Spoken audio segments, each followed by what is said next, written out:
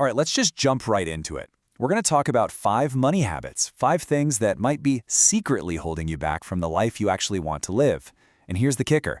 It's almost never about how much money you make. It's really about what you do with it.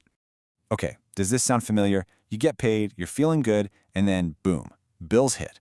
And before you know it, it feels like there's nothing left. It's so frustrating, right? It's this super common cycle. But the reason it happens? Well, it's probably not what you're thinking. And that right there, that's the real issue. It's not your salary. Seriously, most people aren't struggling because they don't make enough money. They're struggling because of these sneaky, almost invisible little habits that just eat away at their finances day in and day out. So, this is what we call the paycheck to paycheck cycle, and it's fueled by these hidden habits that just keep you feeling stuck. It's like you're not driving your own financial car, your money is. But here's the thing, and this is the good news. Once you can actually see these habits for what they are, you can finally start to break them. So let's get into the first big category, the spending traps. You know that feeling, right? Where you look at your bank account and you're just like, where did all my money go? It feels like it just vanished. Well, let's actually figure out where it's going.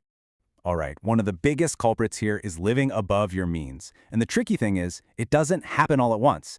It's not like you wake up one day and decide to spend a fortune. It's a slow creep.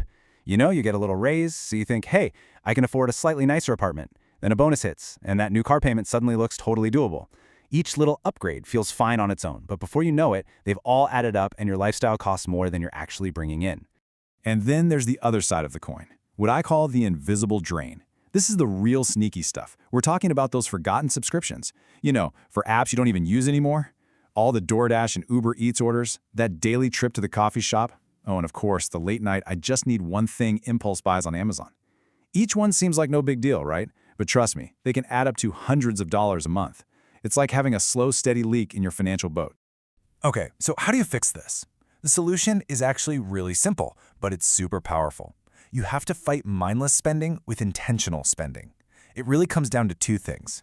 First, you have to make a conscious choice to live below your means. And second, you've got to track where every dollar is going. Seriously, knowledge is power. The second you know your numbers, you're the one back in control.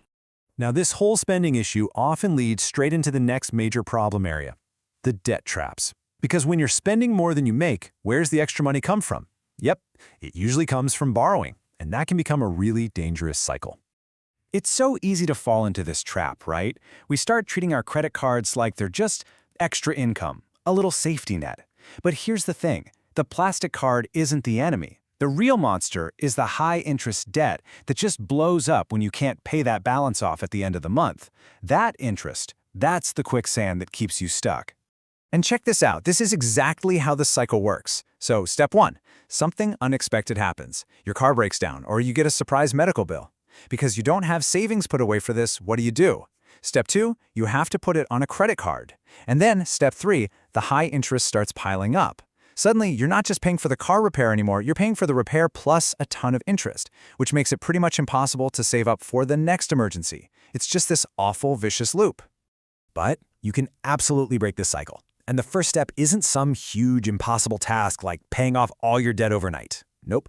It's just about creating a small buffer, a little starter emergency fund. Seriously, just putting $1,000 aside can handle most of those common, annoying emergencies.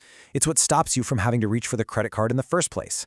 It's a totally achievable goal, and it makes a world of difference. So, the big takeaway here is this. Start thinking of your credit cards as a tool for convenience, not a loan. A good rule of thumb, if you can't pay the full balance off by the end of the month, you just can't afford it right now. Period. And hey, there's no shame in switching back to cash or your debit card for a while. It's a really smart move to get your spending back on track and escape that debt trap for good. Okay, this next one is a biggie. It might actually be the most important one we talk about, because it's not really about math or budgets, it's about mindset. We're talking about the trap of trying to look rich. And man, this is such a critical point. Our whole culture, especially on social media, just screams at us to show off. Show off the new car, the designer bag, the latest gadget. We feel this pressure to project a lifestyle that, honestly, most of us can't afford. But you gotta remember, every dollar you spend on looking rich is a dollar you can't use to actually become rich through saving and investing. They are 2 totally different things. I love this quote. It really sums it all up. Wealth is not about what you show. It's about what you own. Think about that. Real wealth is quiet. It's the money working for you in investments. It's the assets that you've built up. It's the freedom to not worry about money. It's not the flashy stuff you can post online. Making that shift in your brain from showing to owning, that is the game changer. So, with all that said, how do you actually break free from these traps? It's not about making one giant life-altering decision. It's way simpler than that. It's all about swapping out the bad habits for good ones. It's about small habits that lead to really, really big changes over time. So here they are, the 5 better habits that will actually lead you to financial freedom. First, super simple, spend less than you earn. Second, use credit responsibly, as a tool, not a crutch. Third, you've got to save for emergencies. That's your safety net. Fourth, know where your money's going. You have to track it. And finally, stop trying to impress people. Focus on your own goals. And really, if you take one thing away from all this, let it be this. Building real financial stability isn't about some huge lottery win or a massive salary.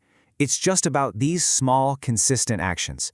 It's about ditching the habits that are draining your wallet and replacing them with simple routines that build you a stronger future, one day at a time. So I'm going to leave you with a question. And please don't feel like you have to tackle all of this at once. That's overwhelming. Just pick one. Which of these habits really hit home for you, and what's just one tiny thing you can do literally today to start moving in the right direction? Because that's it. That's where it all begins.